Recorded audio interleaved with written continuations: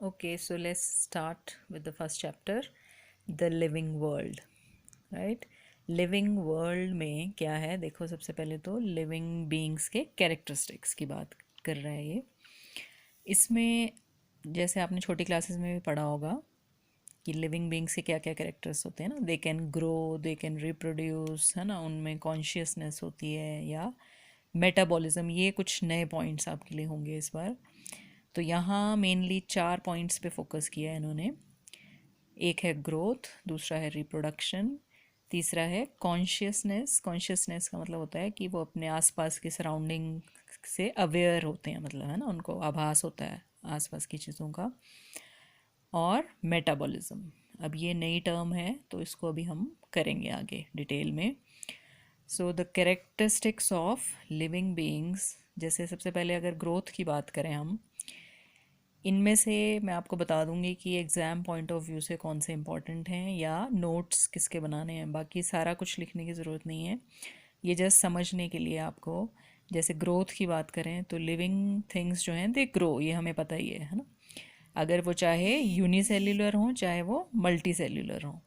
Unicellular का मतलब एक सेल के बने हों, या मल्टी सेल्युलर मीन्स एक से ज़्यादा सेल्स के बने हों, सब में ग्रोथ होती है।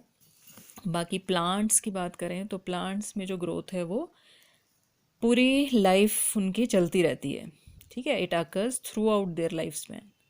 जबकि एनिमल्स में ऐसा नहीं होता ना। एनिमल्स में क्या होता है कि एक सर्टन एज तक ही ग्रोथ होती है। जैसे मैन की बात करें तो हमारी लगभग 21-22 साल तक हमारी ग्रोथ होती है, उसके बाद रुक जाती है ना। लेकिन प्लांट्स में क्या है कि वो हमेशा चलती रहती है ग्रोथ जो है। उसी तरह अगर यूनिसेल्युलर यानी कि सिंगल सेल वाले जो एनिमल्स होते हैं उनकी बात करें, जैसे अमीबा है या पैरामीशियम है, इनमें क्या होता है कि इनमें ग्रोथ कैसे होती है, जस्ट डिवीजन से, है ना। इनका सेल का नंबर बढ़ता है, 1 से 2 सेल बन गए, 2 से 4 बन गए, 4 से 8 बन गए, इस तरह से।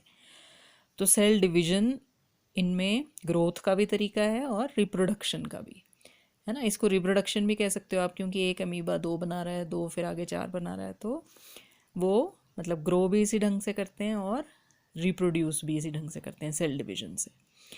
बाकी अगर हम बात करें, देखो लिविंग बींग्स तो हमने कहा कि वो ग्रोथ शो करते हैं, है ना, ग्रो करते हैं। नॉन लिविंग्स की अगर हम बात करें तो उनमें क्या रहता है, जैसे मान लो कोई पहाड़ है या कोई बहुत बड़ा पत्थर है या कोई रेत का ढेर है, तो उसमें क्या होता है, उसको भी आप बढ़ता हुआ देख सकते हो, है ना। कई बार क्या होता है कि कोई छोटी सी पहाड़ी है, वो धीरे धीरे मान लो बड़ी हो रही है, या कोई रेत का ढेर है जैसे हमने कहा वो बड़ा हो रहा है। लेकिन उसमें क्या होता है कि it grows bye accumulating material on external surface, बाहर, उसके बाहर जस्ट मटेरियल ऐड होता जाता है ना। तो हम ये कह सकते हैं कि जो नॉन लिविंग चीज़ें हैं वो बाहर से ग्रो करती हैं, उनमें जो ग्रोथ है वो एक्सटर्नल होती है। जबकि जो लिविंग बींग्स हैं उनमें जो ग्रोथ है वो इंटरनल है ना। तो इसको वैसे जो नॉन लिविंग में होती है उसको ग्रोथ नहीं, एग्जैक्टली ग्रोथ नहीं बोल सकते हम। अगर आप इसमें कंफ्यूज हो रहे हो तो इसको आप छोड़ भी सकते हो, कोई बहुत इंपॉर्टेंट चीज़ नहीं है।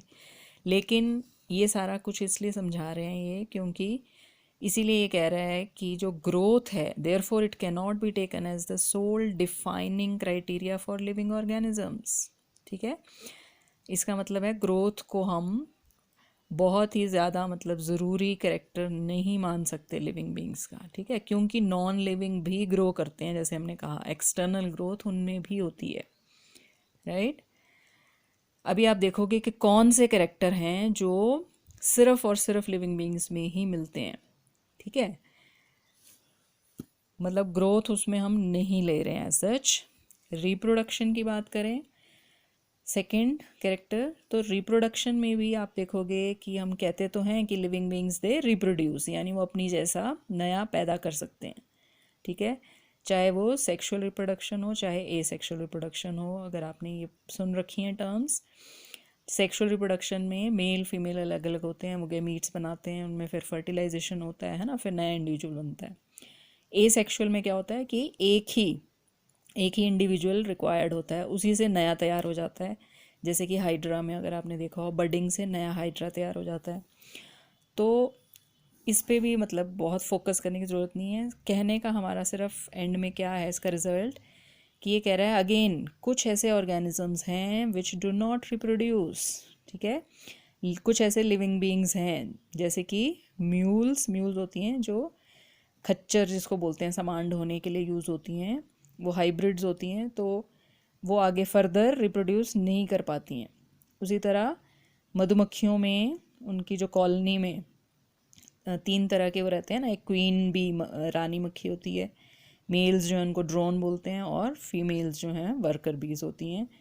तो सिर्फ एक क्वीन जो रानी मक्खी है वो ही रिप्रोड्यूस करती है, बाकी जितनी भी फीमेल बीज हैं वो सब वर्कर्स होती हैं, और वो स्टेराइल का मतलब है वो रिप्रोड्यूस नहीं कर सकती हैं, राइट।